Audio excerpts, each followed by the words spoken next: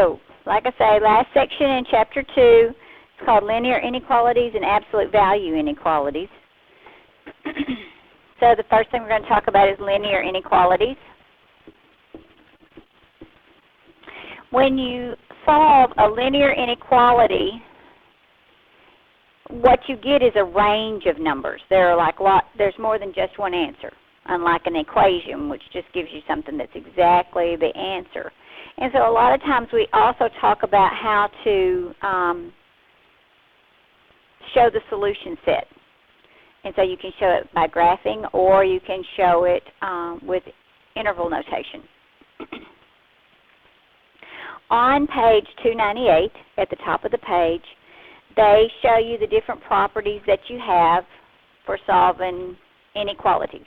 What I'm going to tell you is that inequalities solve exactly the same way as an equation does, except there's just one exception.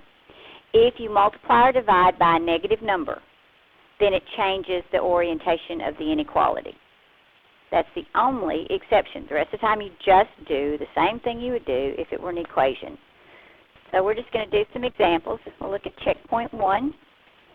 We've got 2 minus 3x is less than or equal to 5. Now it wants us to solve this and then graph the solution on a number line.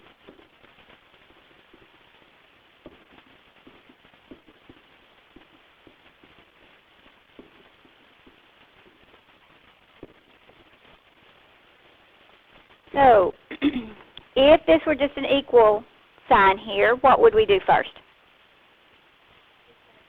Subtract 2 from both sides, and that's exactly the right answer.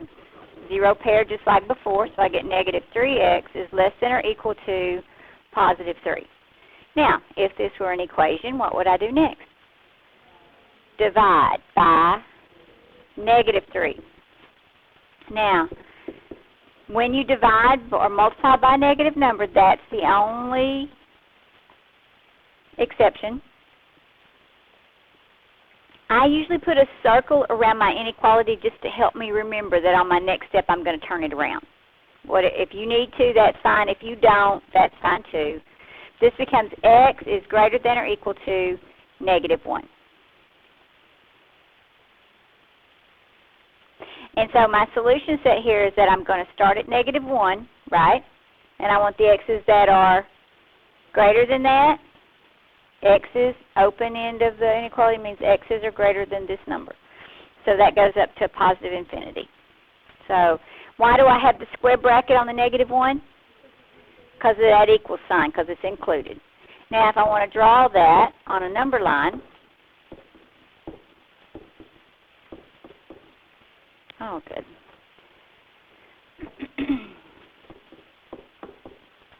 Then I want to start at negative 1. How do I show that on my number line?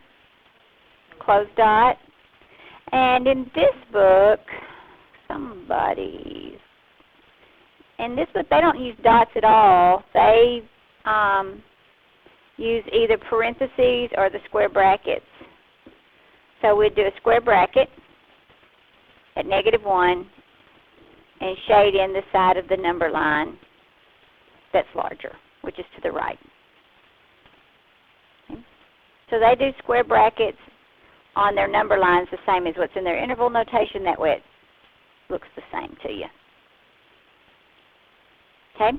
But that square bracket on there means the same thing as that closed circle that you used to use. Any questions?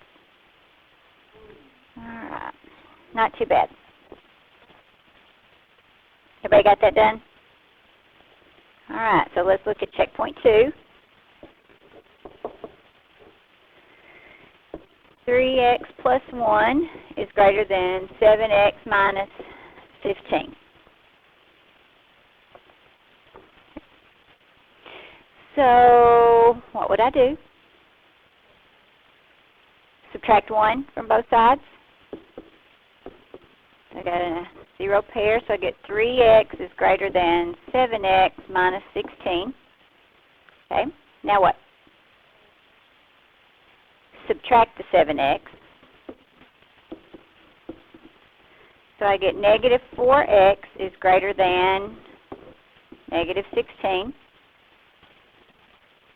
Now what? Good. So divide by negative 4 and change the orientation. So I get x is less than positive 4. So that means I'm going to go from a negative infinity up to 4, right? And not including 4.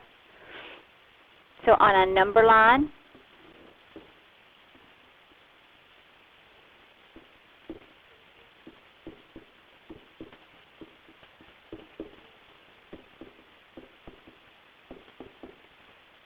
we would be at negative 4, and we'd do it parentheses, and then we'd move back to the left.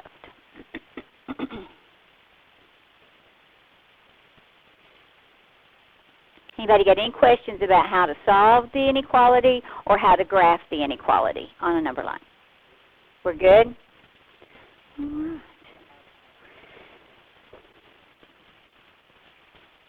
How about this one? Check point 3. X minus 4 divided by 2 is greater than or equal to x minus 2 divided by 3 plus 5 over 6.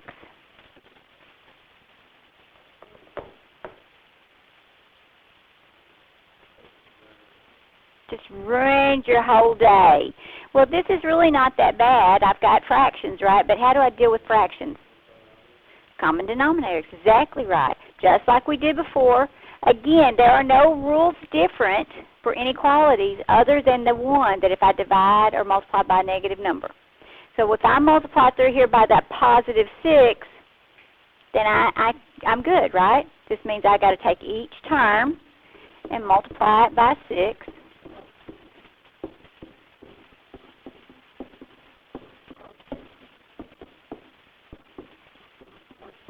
Which means put that 6 in the numerator of each term, right? And then reduce, just like we did before. 2 goes into 2 once and into 6 3 times. So that becomes 3 times x minus 4 is greater than or equal to. This 3 goes into 3 once and into 6 twice. So that becomes 2 times x minus 2 plus. And 6 goes into 6 one time for each the top and the bottom. So it's plus 5. So fractions really are not a big deal, right? Just multiply through by the least common denominator, you don't have a fraction anymore. And so now, of course, we've got to do the distributive property a couple of times. So I got 3x minus 12 is greater than or equal to 2x minus 4 plus 5.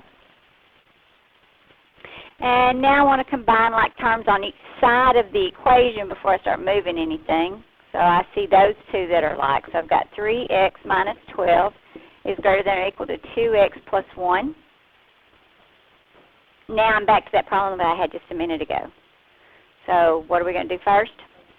Add 12 to both sides.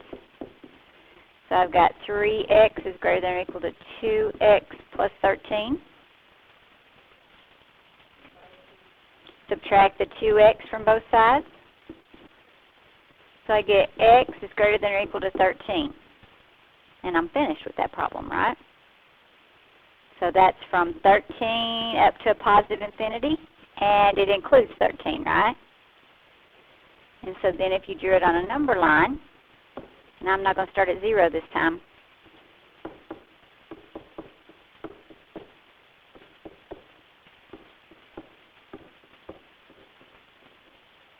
So from 13 up to a positive infinity would look like that.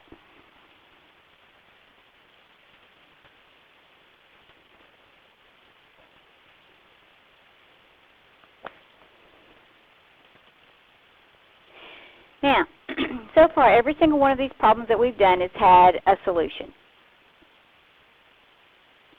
There are some problems that you will have when you work this that have kind of some unusual types of solutions. You have the possibility of having no solution at all. So in other words, nothing works. Or your solution is all real numbers. So everything works. Okay, so we had some where part of it works. That's what we've done so far. But there are some problems that you're going to have where nothing works, and different type where everything works. And so let's look and see what those kind of problems look like. We're on checkpoint 4. If you're keeping up with me in the book, that's on page 301. So part A, we've got 3 times x plus 1 is greater than 3x plus 2. And part B there says x plus 1 is less than or equal to x minus 1.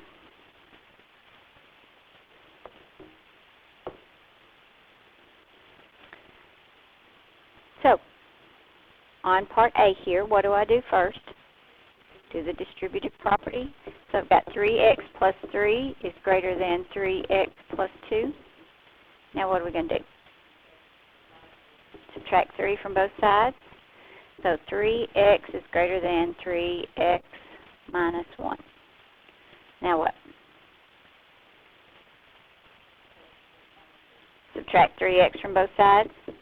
But look what happens when I subtracted 3x from both sides. I got a 0 pair over here, but I also got a 0 pair over here.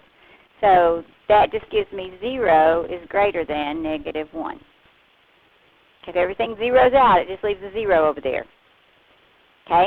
Not an x, not a 1, 0. So, is 0 actually larger than negative 1? It is. So if you get a true statement, then my solution here is all real numbers. So everything works. If you wanted to draw a number line that looked like that, you just shade in the whole thing.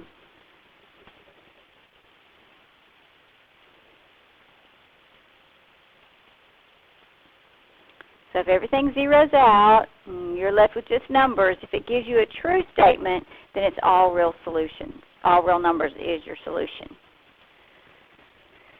Part B, let's work it out. What do we need to do?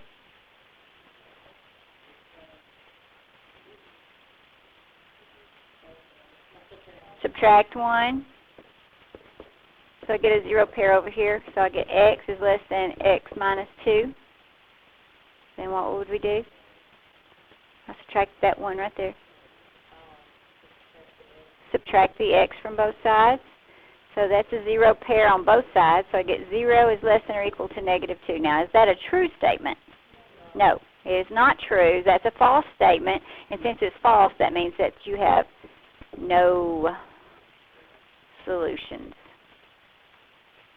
And, of course, there's no way to draw a graph of no solutions because that doesn't mean 0 is a solution. That means no number in the world works. Okay? Now, don't let that mess you up when you do a problem. We hadn't done one, but if you had a problem and you came out and it said 3n is greater than or equal to 0, that's not a no solution. You've got to divide by 3, and so it just says n is greater than or equal to 0. Okay, that's a number, right? So it's from 0 and bigger.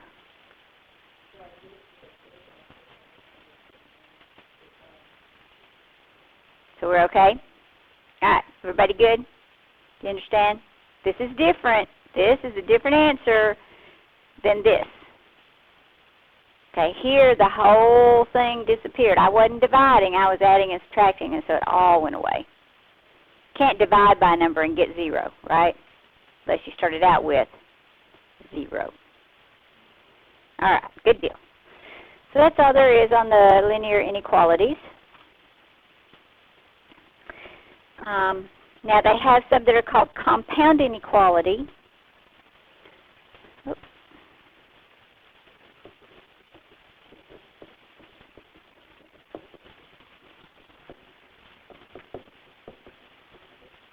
So checkpoint 5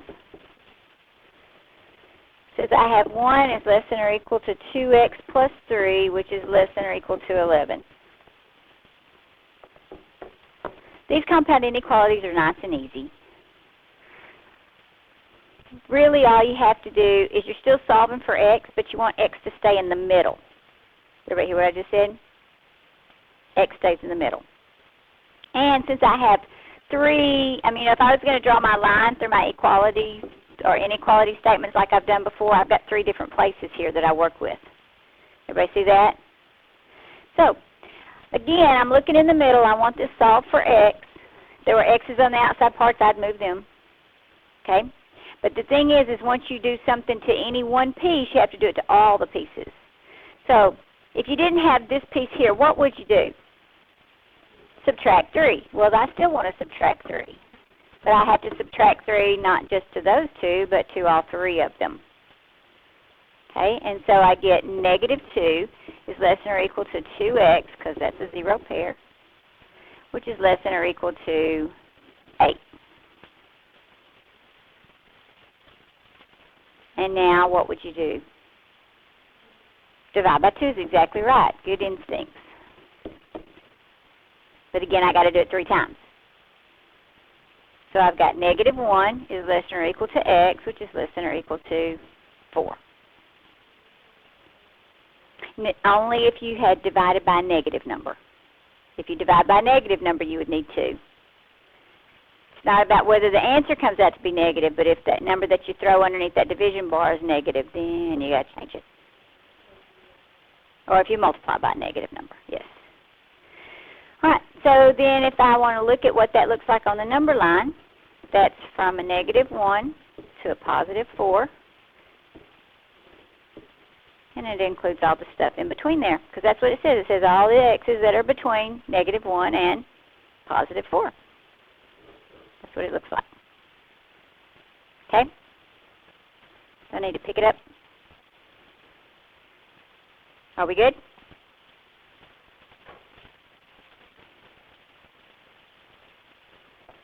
Not hard, huh?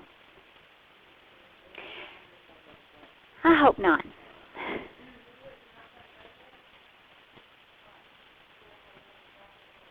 Oh, yeah.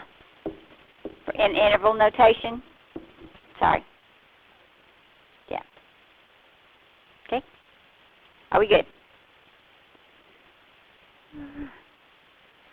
Now, the last thing that's in here, it talks about absolute values. And this is objective 4.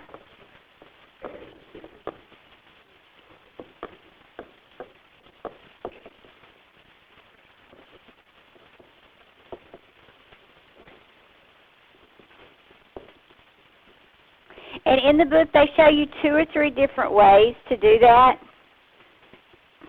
I'm going to show you the one way. You are welcome to read through here and look at the other methods if you don't understand mine, and I'll be glad to help you with it. But this is as easy as any way to do it. And it goes with the way I taught you how to solve absolute value equations. So this way you don't have to learn anything new except for one little piece. If you have an absolute value, and you've got the absolute value of something is greater than a number, then that is an OR statement or a union. Okay? This will make sense in a minute. And if you have the absolute value of something is less than a number, that's an AND statement or an intersection. If you know those 2 pieces, then we'll put it together with what we've already talked about. And absolute value inequalities work just like the absolute value equations did. And we always like it when we make the rules stay the same, right? Okay. So, let's do checkpoint 6. It says the absolute value of x minus 2 needs to be less than 5. And we're going to do the same thing. We're going to solve and we're going to graph. Remember when we did absolute value equations, the way we did it is we made it into how many different problems? 2. Okay, so I take the inequality just like it is, right?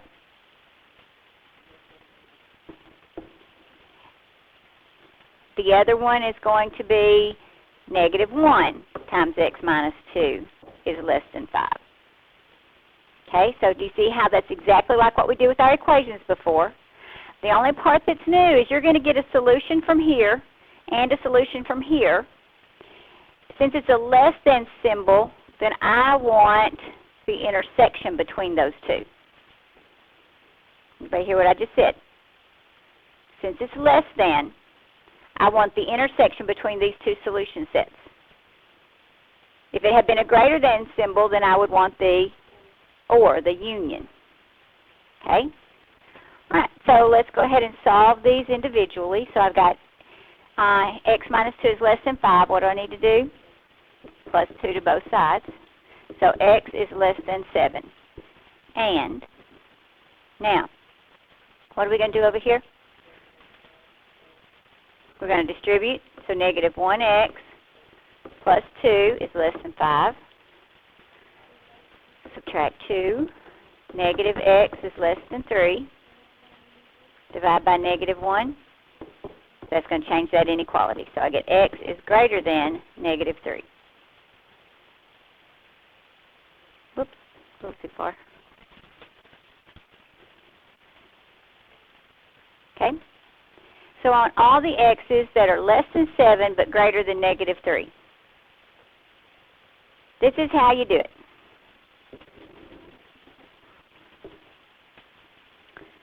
Negative 3, positive 7, 0. Okay? So, I want the x's less than 7, so that starts here and goes that way, right? Starts at 7, goes back to the left, because I want the x's less than 7.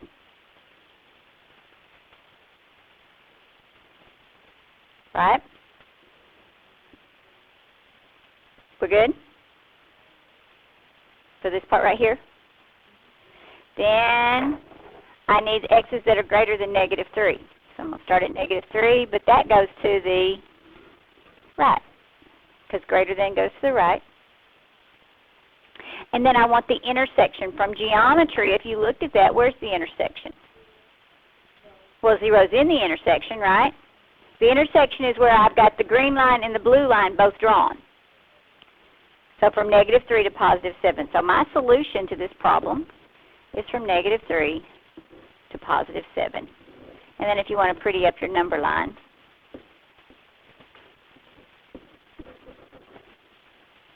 you can take all that other stuff off. Okay, so that's the piece of it that's important, that's the new part, that if it's a less than symbol in an absolute value inequality, then you got to find the intersection of the two parts. It's only the place where you have an overlap.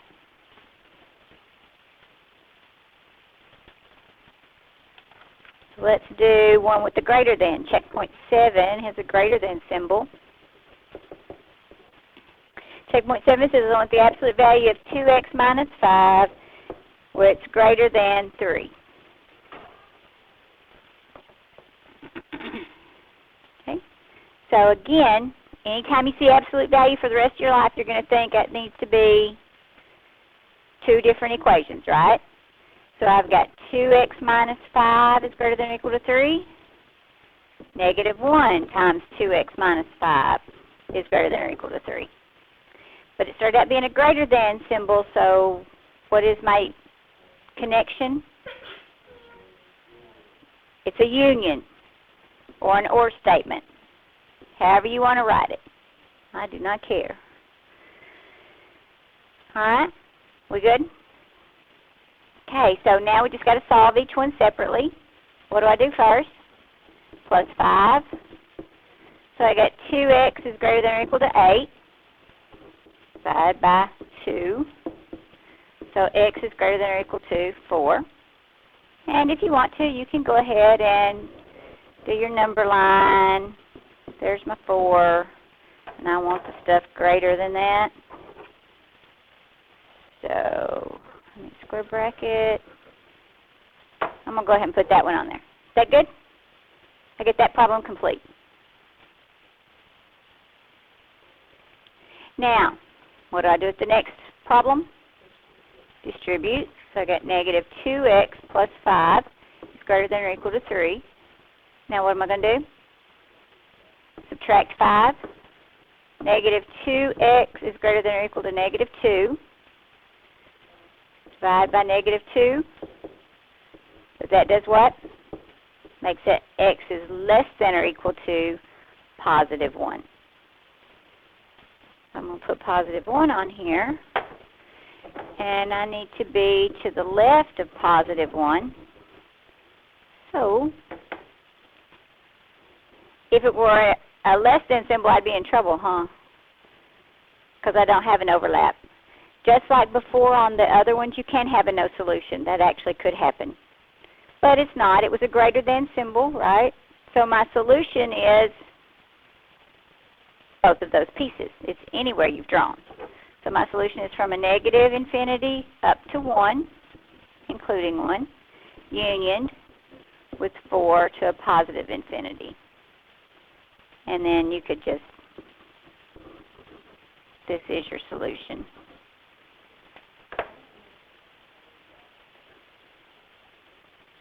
Because I want all the x's greater than 4, so I just keep going up forever.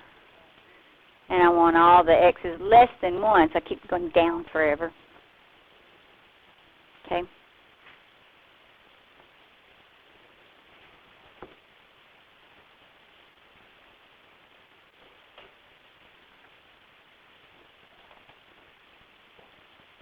Any questions about that? Now I'm going to do one more.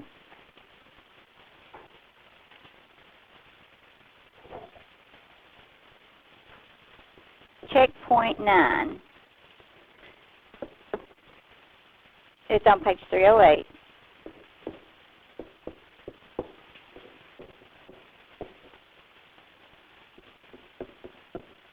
Now, the system that I taught you is the second system they teach in the book. They teach something called the boundary method on the first part.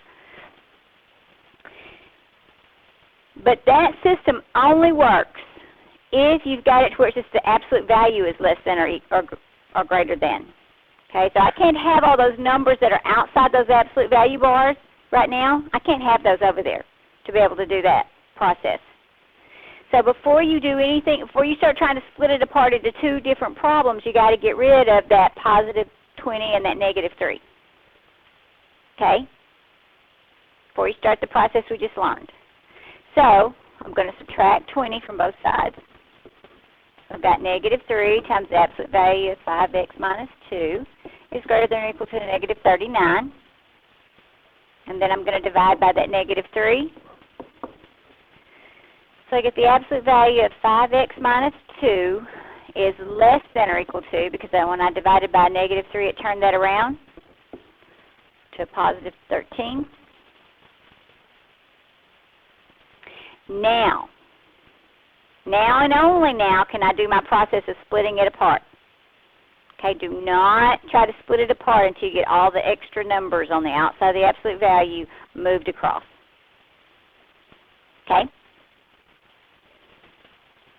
And so now I've got 5x minus 2 is less than or equal to 13, and negative 1 times 5x minus 2 is less than or equal to 13.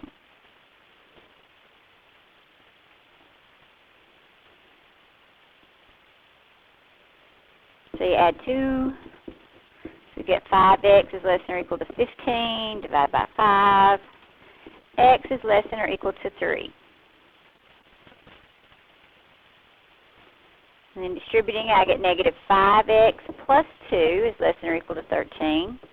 Subtracting 2 from both sides, I get negative 5x is less than or equal to 11. Dividing by negative 5 gives me x is greater than or equal to negative 5.5. 2.5. 2.2. My brain just shut down, didn't it? Thank you.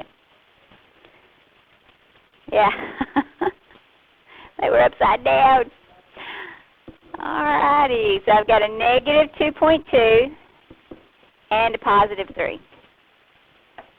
So I've got this one solution that says I've got the x's that are less than or equal to 3. There's that one. And I've got this solution that says I want the x's that are greater than or equal to 2.2. So where's my solution? Because what did I start out with it being? Less than. So I want just the intersection part, right? The overlap. So what's my solution? From negative 2.2 to positive 3. The little number line.